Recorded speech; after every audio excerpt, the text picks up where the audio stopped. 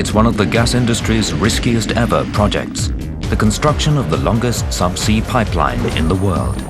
Giant ships will lay 100,000 pipes linking Norway to Britain, while space-age robots trench an underwater moonscape beyond the reach of human hands. But will the finished result survive the brutal North Sea?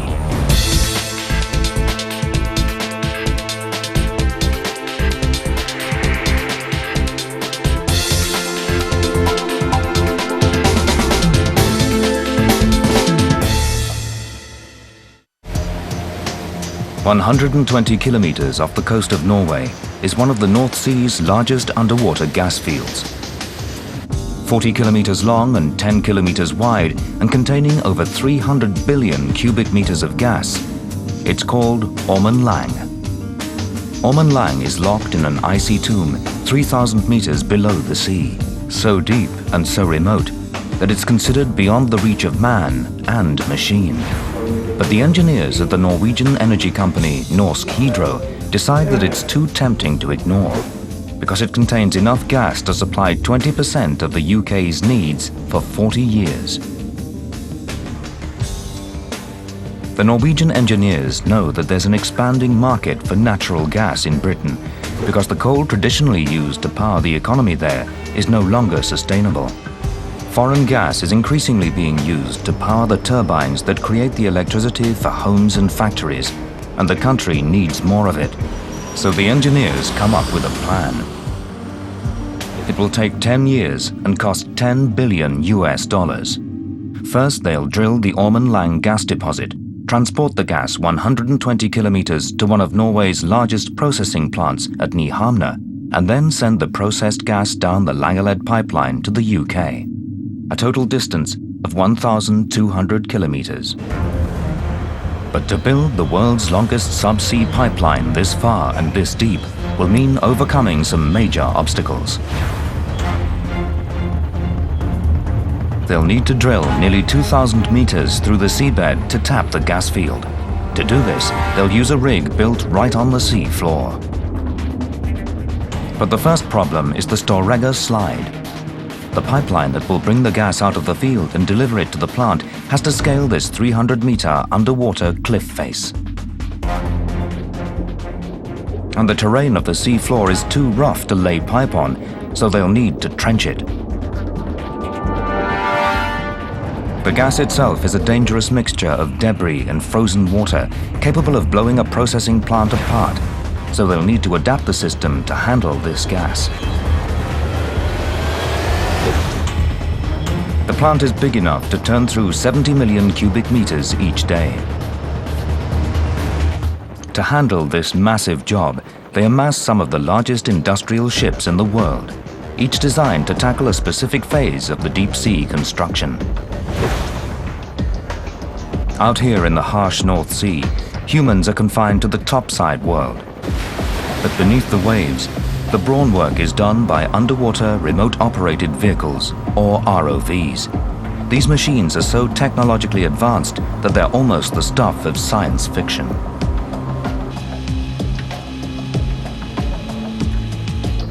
It's a monumental challenge, but with so much gas industry money behind them, the engineers can dare to dream. But are they going too far? Can they make the dream come true? Or will the project become a nightmare?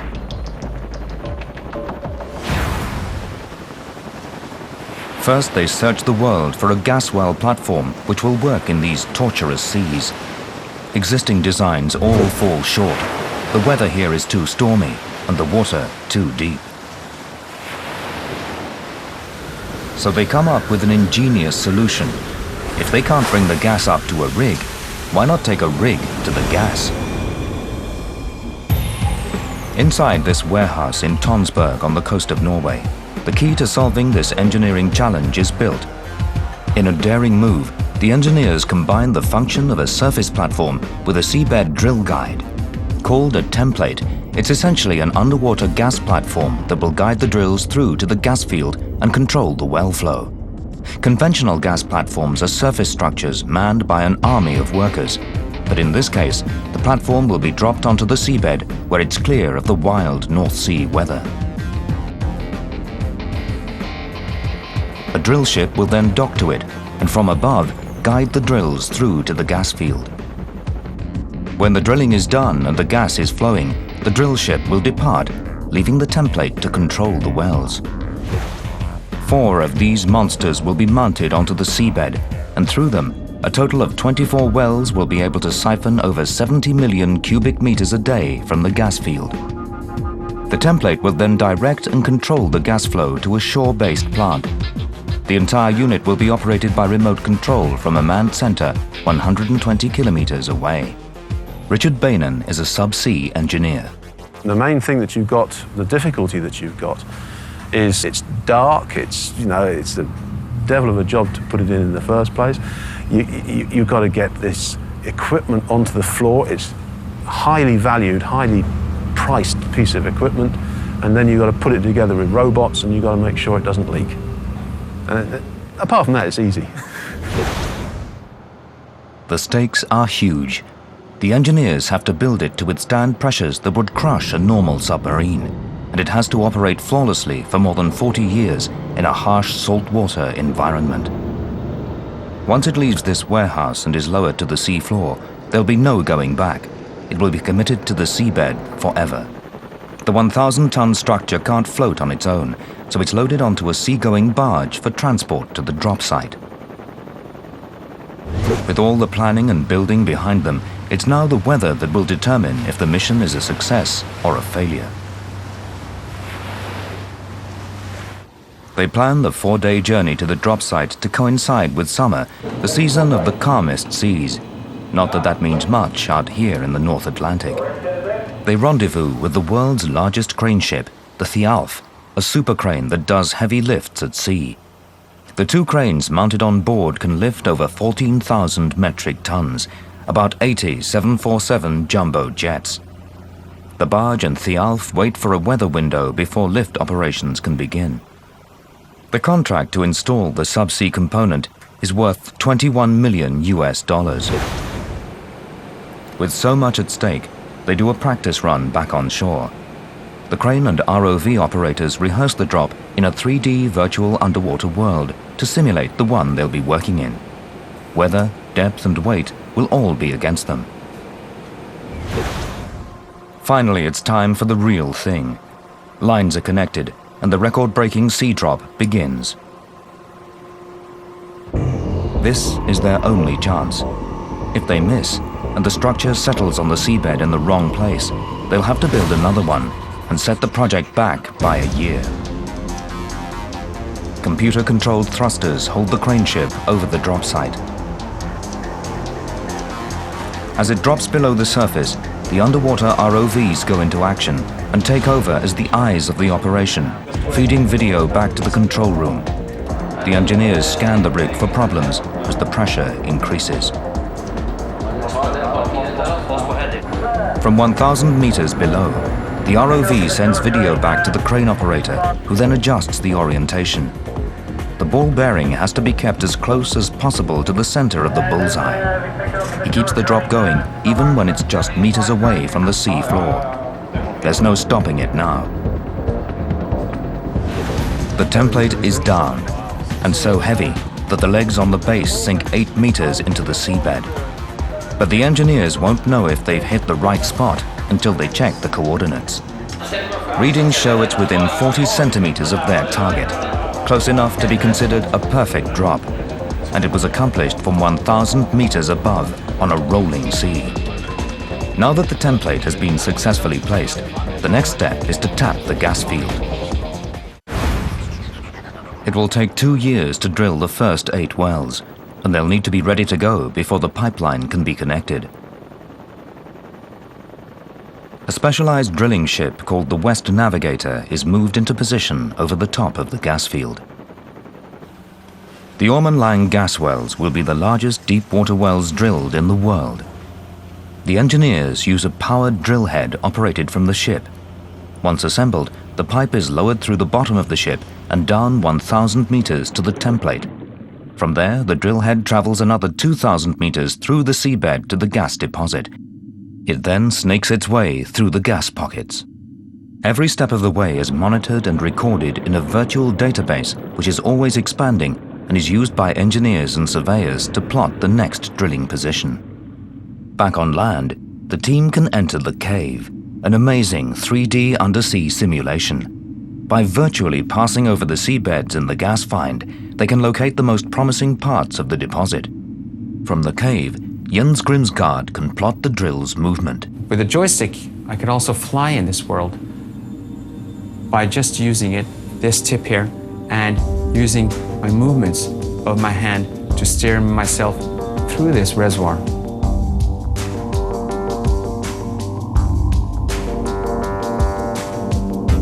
During the process, data collected by the drill is sent back in real time to the database. The computer then generates images which put the team right in the gas deposit. They can pinpoint spots from 10 kilometers away with astonishing accuracy. That would be compared to that your dentist would be in the 10th floor and you would be situated in the first floor and he's going to fill out one of your tooths back there. We're getting extremely good results by doing this.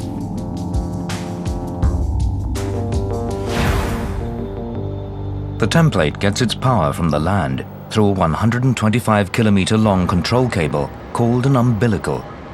This cable carries huge amounts of electricity, enough to power 20,000 homes. Combined in the umbilical cable are tubes carrying hydraulic fluid, fiber optics, and electrical cables. The welds on these tubes have to be as strong as the welds on the pipeline. This is the fuel and control connection to the template. Without it, the template would just be 1,000 tons of useless metal at the bottom of the North Atlantic. Because the cable is so long, it's built in a factory on the dock, and as it's made, it's fed onto a giant spool on the deck of the Scandi Neptune. Once the entire cable is spooled up, it heads out to the Ormen Lange gas field to connect the control room to the 4 underwater templates. But now the engineers have to prepare the seabed. The bottom of the ocean under the North Sea is a treacherous place, and the team building the world's longest underwater pipeline is about to face a mountain of trouble. 8,000 years ago, 2 pieces of Norway, each about 300 square kilometers, slid into the sea, causing a mega tsunami. The landslide, known in Norwegian as the Storegga, created a huge shelf in the ocean's topography. The Ormen Lange gas field is on the edge of the Storegga, locked inside the huge depression left behind by the slide. This underwater disaster created a mountainous seabed with peaks that rise between 25 and 55 meters. The biggest concern for Hydro is how to get the pipeline up the Storegga slide face, a whopping 300 meters. Underwater surveys reveal a rugged and fractured seabed, but any unstable sediment has long ago disappeared. The rock is more than stable enough, and it would take a new ice age to dismantle it again. But the study has made the engineers more aware of the seabed and the pathway they'll need to clear for the pipeline that will connect the underwater gas rig to the land. First, they need to build a 3D model of the sea floor and find the easiest route. To do this, they create a virtual reality program.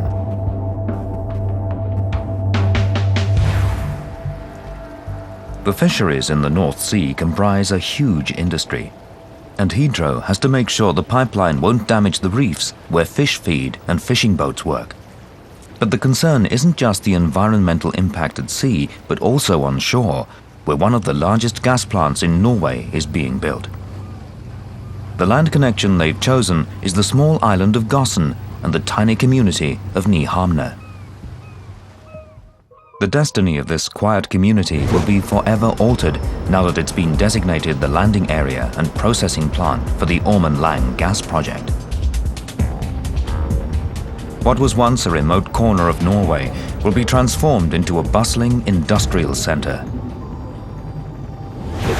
Here, raw gas from the Ormen Lange gas field will be converted into usable fuel. But to do this, more than 2 million cubic meters of rock must be carved from the island and over 30,000 tons of steel brought in. Almost overnight, this small village becomes the busiest construction site in Norway. Over 2,200 workers are on the job site each day to keep the huge gas plant rising from the rocky coastline. There's a canteen to feed 1,000 people in a sitting. Each night, the workers retire to the hotel, which will provide 1 million guest nights over the course of the project. But once the processing plant is up and running, it will be removed. Three-dimensional models of the plant have already been built, and the engineers can virtually walk through it before and during construction. Every bolt and I-beam of steel is pre-visualized. Because of the volatile gas, the specifications have to be executed perfectly. But the plant is also built for efficiency. Raw gas will travel through the pipes and be converted into usable fuel in a mere 10 minutes, then be ready for delivery to the UK. The gas processing units are delivered to the island by ship, then cranes offload the components onto massive flatbed transport. This remote-controlled monster has 48 independent axles and 96 wheels.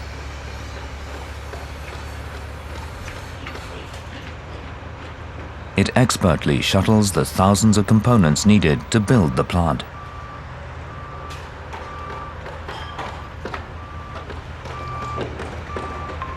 Here on land, the workers have a hands-on relationship with the job site.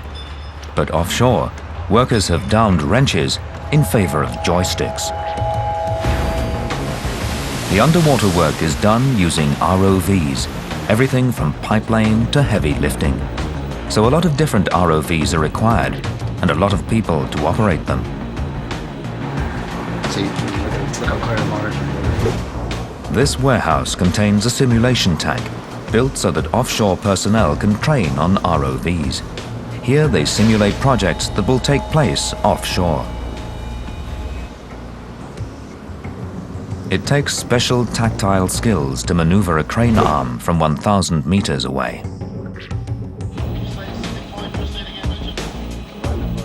Multiple cameras allow the operators to see the action. After the intense training with the ROVs, they're sent offshore, where the stakes are high and there are no second chances.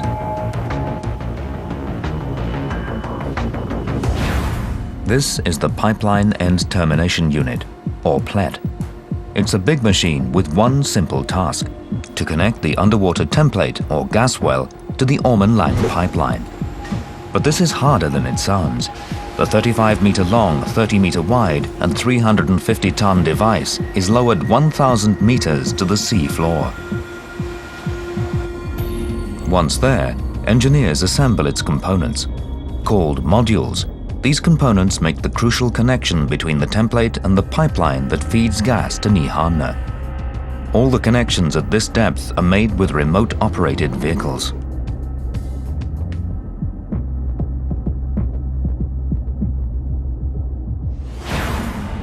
But before any of this work can be done, the systems must be tested. Thomas Bernt is the subsea manager. We are testing and testing and testing here, and when we leave this hole, we are 100% sure that this connection will be tight when we come offshore. There won't be any leakage. A leakage offshore at 850 meters with large volumes of gas is a disaster, which we have to avoid. They practice lowering the modules and testing the connections, which will handle 70 million cubic meters of gas each day. They train with an exact replica of the one that's on the seafloor. It's a large investment, but it's money well spent.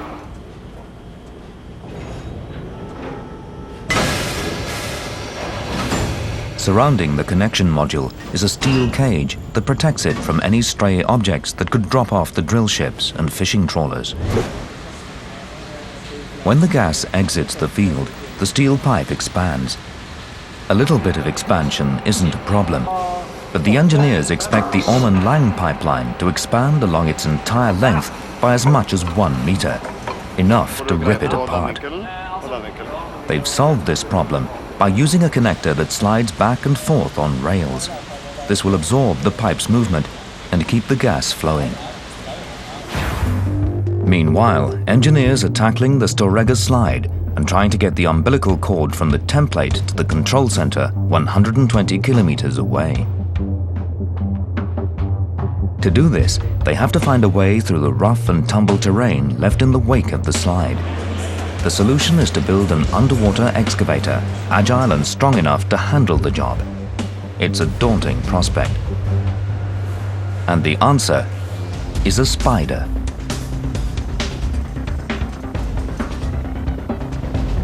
The machine that inspired this one was originally built for the Swiss forest industry. Like its Swiss cousin, this spider moves on powered tracks using articulated legs.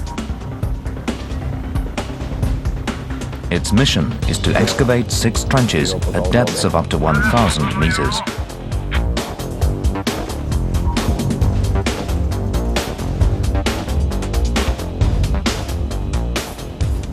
The biggest trench will be 4 meters wide by 4 meters deep.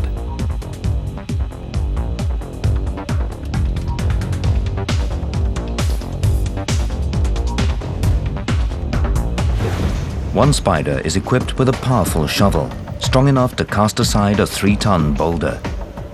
The other spider has a suction nozzle. Powerful water jets break up the sea bottom, then the nozzle sucks it up and fires the mud to the side. All the while, the spiders will have to contend with slopes of up to 35 degrees. There are sensors on all movable parts connected through an umbilical from a support vessel which floats above and monitors progress. The umbilical carries power and control cables and lets operators manipulate the 6-meter-long spider to within 10 centimeters of accuracy, from 1,000 meters above. It's an unprecedented mobilization of such complicated and agile robots. In all, these 2 champion diggers managed to excavate 3,500 cubic meters of soil and create a safe path for the gas pipeline. The Langeled, which will run 1,200 kilometers from Norway to the UK, will be the largest subsea pipeline in the world. Building it requires 1/3 of the world's combined pipeline production capacity, over 1 million tons of steel. The value of the pipeline contracts is a staggering $700 million. Langeled uses pipes over 1 meter in diameter, and each single piece of pipe has to be able to withstand the enormous pressure on the sea floor for the next 40 years.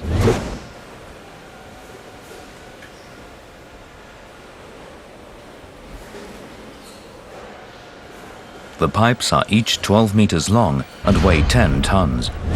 And another 10 tons of concrete and metal is added to give them enough weight to stay on the ocean floor. A total of 100,000 steel pipes are needed to span the distance between Norway and the UK. That includes over 1 million tons of concrete and 25,000 tons of steel reinforcing. Robert Payne is the man responsible for the integrity of the pipeline as it's being assembled. Each joint of pipe weighs about 20 tons, about 10 tons of steel, 10 tons of concrete. It's concrete and it's got inside of it a wire mesh foundation to help it stick together. There's so much volume inside of it whenever it gets on seabed and it gets light of air, it wants to float, so the concrete keeps it situated on seabed. Each of the 100,000 pipes is numbered as it comes out of the plant and is destined for a specific location in the line.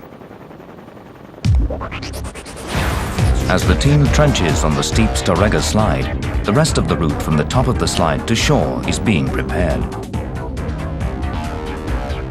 This is the Island Frontier, a state-of-the-art trenching ship that combines 2 trenching methods in one powerful machine. Engineers survey the flat areas where they think they can bury the pipe by scraping a trench through the sandy bottom. But what they discover is not a pretty picture. The sandy bottom is actually clay. and the clay has hardened like concrete. A new digger is required to cut a channel up to 7 meters wide and 5 meters deep. The margin for error is only 50 centimeters on the width and a crucial 10 centimeters on the depth. The clay cutter hybrid, the only one in the world, is lowered to the seabed. The cutting tool uses 24 water jets set at different angles to blast a trench through the clay.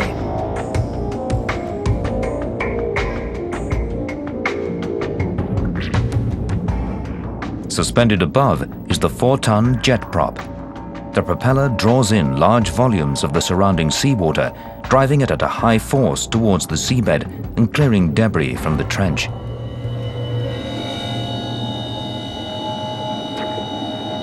Transponders mounted on the sea floor relay a 3D picture of the operations to the control ship. And following along the entire operation is an ROV that surveys the trench and confirms that it's dug to specifications.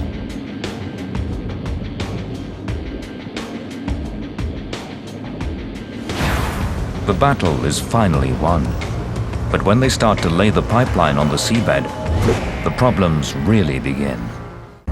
The seabed under the North Atlantic is a tortuous, irregular landscape, and there's over 1,000 kilometers of terrain like this along the pipeline route from Norway to England. It's so rugged that only small sections of these heavyweight pipes will actually make contact with the seabed. This is called free spanning. It's something the engineers don't want because it means the unsupported sections of pipe could sag and break under their own weight, causing an environmental catastrophe. They have to find some way of flattening out the route. If you're not able to plane the seabed flat by moving the earth out of the way, you may have to fill in some holes with rock or other fill material. They leveled the pipeline route by laying gravel on the sea floor. This ship loads gravel into its cargo holds and delivers it to the area that needs leveling. It can carry over 9,700 tons of gravel at a time. Once at the job site, it uses a flexible fall pipe to place the gravel onto the pipe pathway. Computers create a 3D model of the seabed and the path where the gravel needs to be placed, allowing the crew to place the gravel precisely where they need it. At these sort of water depths, you've got a problem because you haven't got that degree of control. I mean, whatever's doing the work down there is a huge distance away from the mothership, and they've got to still present a flat, smooth profile for the pipeline then to be laid upon. The other thing that has to be worried about is that you have to do that profiling as close as possible to the time that the pipeline is going to be laid, because Mother Nature tends to move things around again after you've left. And so you come back in a couple of weeks later and you find there's been a storm or whatever, and what you've taken so much care to flatten out has all of a sudden been moved around again. So you would lose the work that you've done before. The pipe laying itself is a monstrous job. Once the pipe has been manufactured, it's placed onto supply ships for delivery to the pipe laying barge, the LB-200. The barge is longer than 2 football fields, an enormous floating steel welding factory which has to work with military precision. There are only 3 of these ships in the world, and Hydro is using 2 of them here.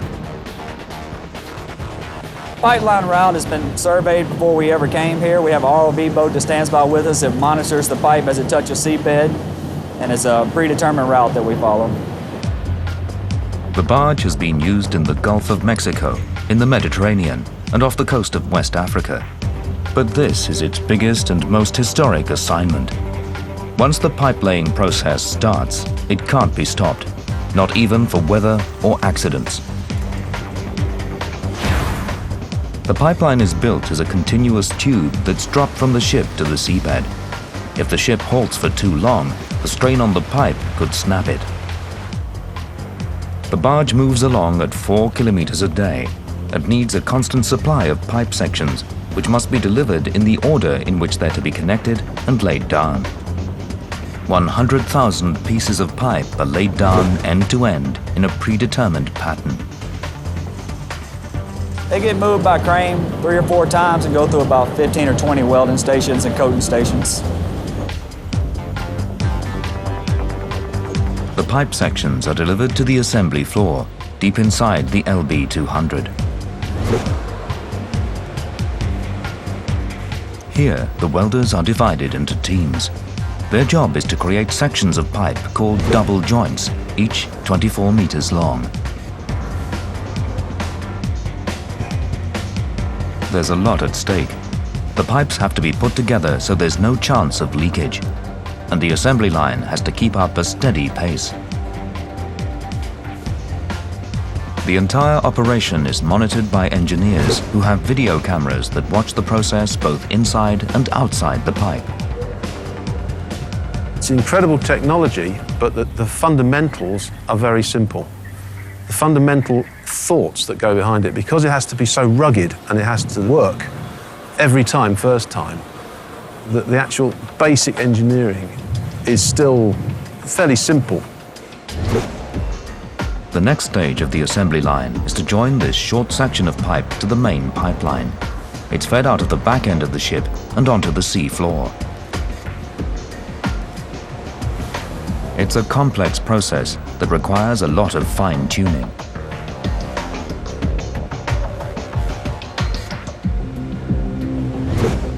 This is no ordinary welding operation. The process involves a special welding machine with 8 heads per station.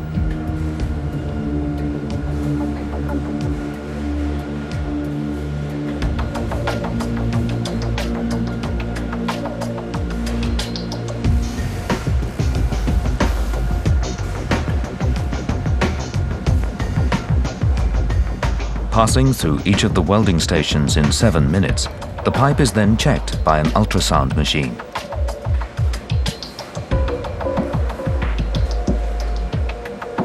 If a flaw is detected, it has to be repaired immediately before moving on to the next station.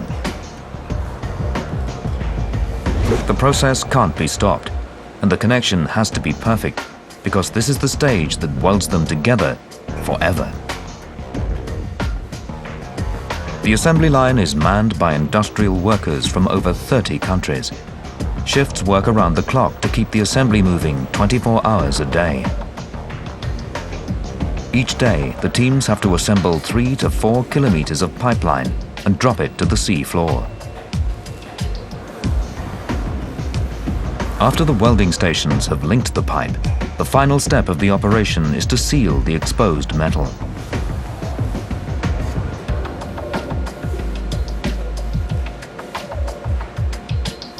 It's covered in a protective heat-shrunk plastic. Without this, the steel pipe would corrode in the seawater.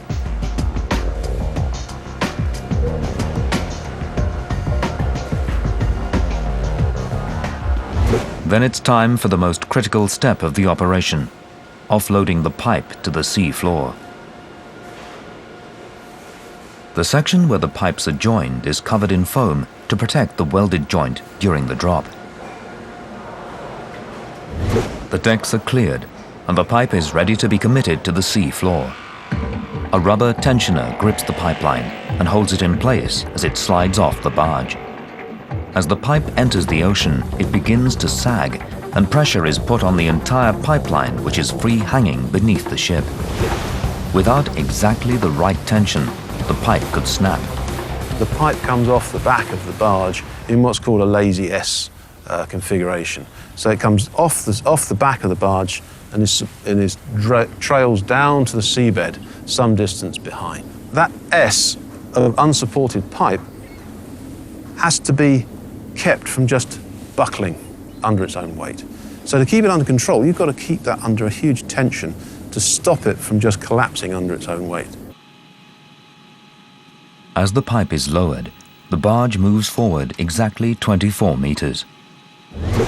With this well-oiled operation, the LB200 is able to lay over 100 kilometers of pipeline a month, as long as the pathway is clear. But clearing that pathway is a complicated process. In these particular sections of the pipeline route, a 2-meter deep trench is required. So engineers bring in the massive Saipem plow. This is the PL2. It's being used for trenching in shallower waters.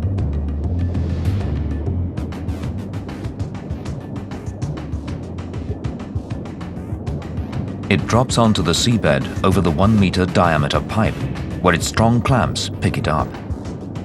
Then, as the surface ship pulls it forward, the plow cuts a trench 5 meters wide and 2 meters deep.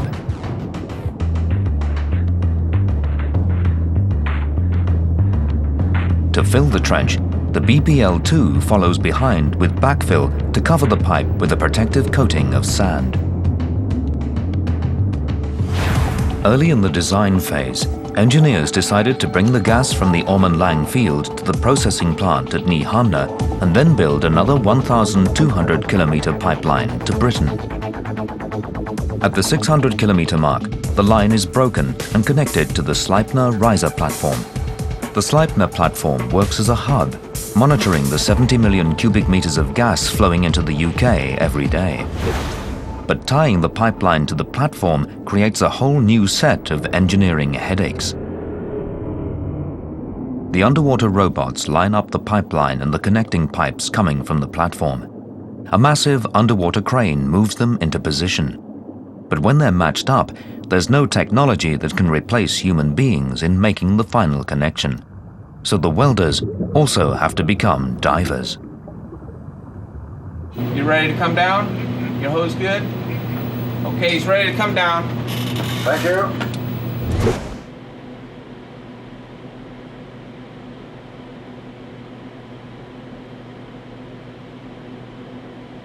The divers move around the worksite in pressurized modules, welding on the sea floor.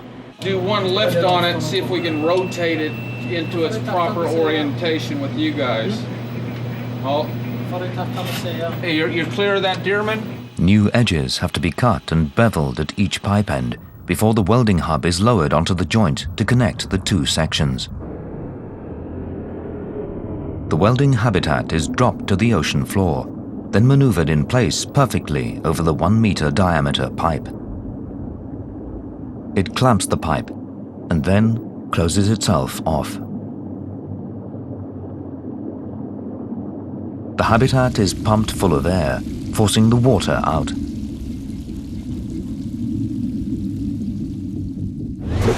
On the surface, the dive supervisor uses cameras to keep a close eye on the underwater team and watch for any danger. Once it's safe, the divers move from the module to the welding habitat. Within this habitat, the diver welders make the final, permanent connection. It's a tricky and dangerous procedure. The welders are confined to this small room 72 meters down, and there's no escape if something goes wrong. Then we inch down to 6 o'clock with the weld head.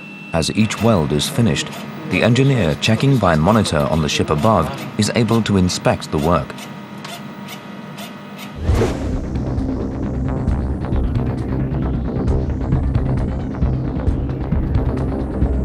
This last weld completes the connection from Easington to the Sleipner gas platform, halfway from Norway. This is the first of many underwater welds they'll need to make all the pipe connections and get the gas flowing. 600 kilometers of pipe still have to be completed, but a major goal has been achieved with this connection. A mysterious shipwreck has been found 500 meters off the coast, lying in their path, and there's no way around it.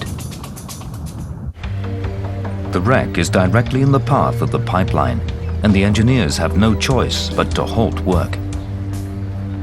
They look for alternate routes, but the underwater terrain near the coast prevents the pipeline from going around or under it. So they have to go through it. But before they do that, they decide to study the wreck and recover as many artifacts as they can. The problem is that the shipwreck lies in over 200 meters of water, well beyond the reach of archaeological divers. Marek Jasinski is a professor of marine archaeology. His team is called in to research the wreck 500 meters from the harbor. I don't think they were really happy when they found out that there was a shipwreck lying in the way. It may have stopped the pipeline in its tracks, but for archaeologists, this is a fantastic opportunity to excavate and retrieve a piece of history. But it's hard enough doing a proper archaeological excavation in shallow water. At these depths, it's considered nearly impossible.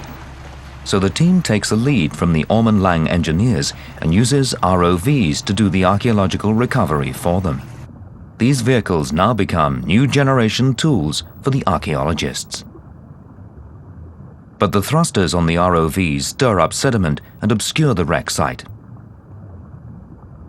So the archaeologists devise a way to put an ROV on site and move it around without thrusters.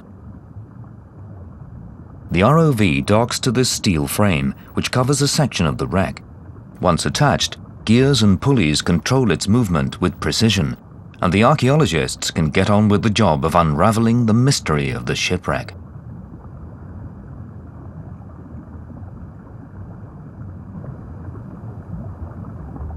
Our theory is that the ship was on its way to northern Russia, to Arkhangelsk, and that this ship was a part of the trade network between West Europe and northern Russia. The find is amazing.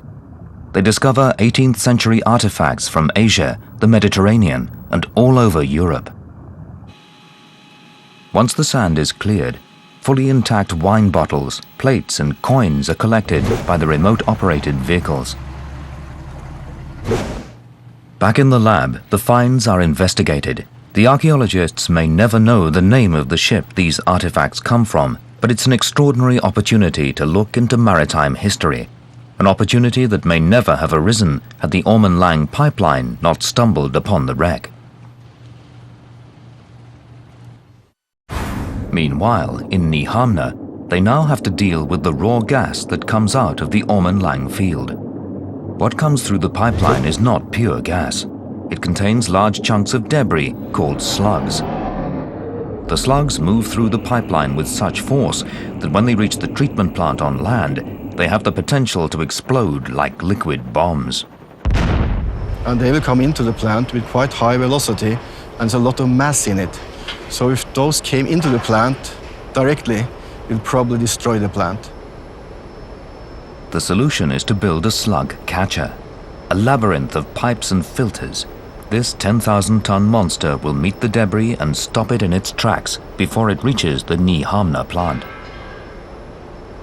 Now the engineers have to contend with millions of cubic meters of condensate.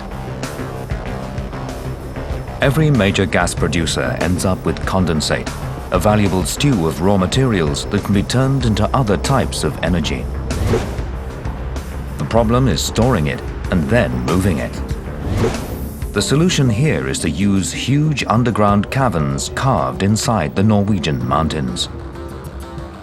This enormous natural holding tank can be filled with 230,000 cubic meters of condensate. And the engineers don't have to line the rock caverns with anything. Water pressure from the surrounding area forces the toxic sludge to stay confined within the walls.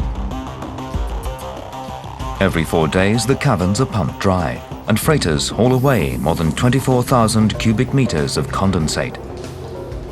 This byproduct is a sort of liquid gold which can be turned into other types of fuel for the international marketplace. As the Nyhamna gas plant is completed, the final leg of pipe is laid out to the Ormen Lange gas field, 120 kilometers offshore. A special ship is required to work in these dangerous waters close to the Norwegian coastline.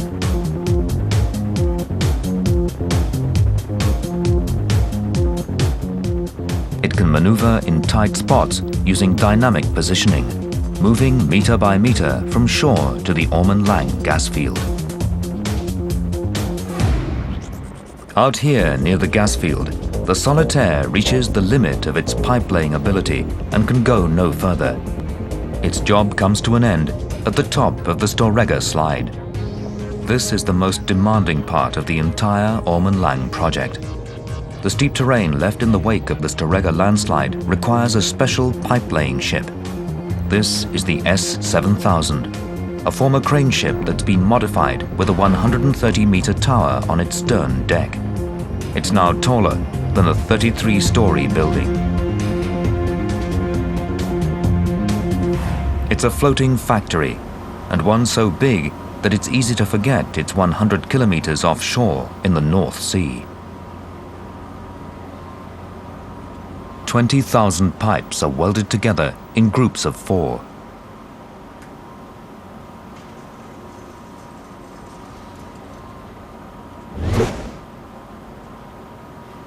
The now 48-meter-long pipe is then lifted up into the 130-meter tower and lowered onto the pipeline.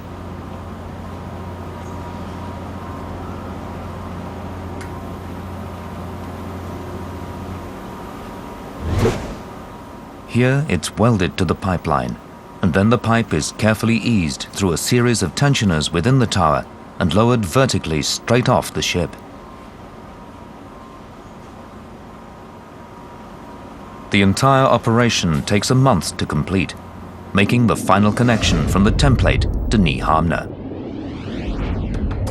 With the final link made, the engineers have done what seemed impossible and built a super pipeline through some of the roughest underwater terrain on the planet.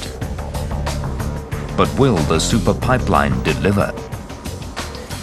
Regardless, it represents a gigantic leap in the technology of undersea engineering. The technological advances made here might well end up being used under the impenetrable Arctic gas fields. By the time this pipeline gets into full production, the huge army of divers, welders, engineers, and construction people will already have moved on to other projects, leaving behind them a super pipeline hidden deep under the North Sea.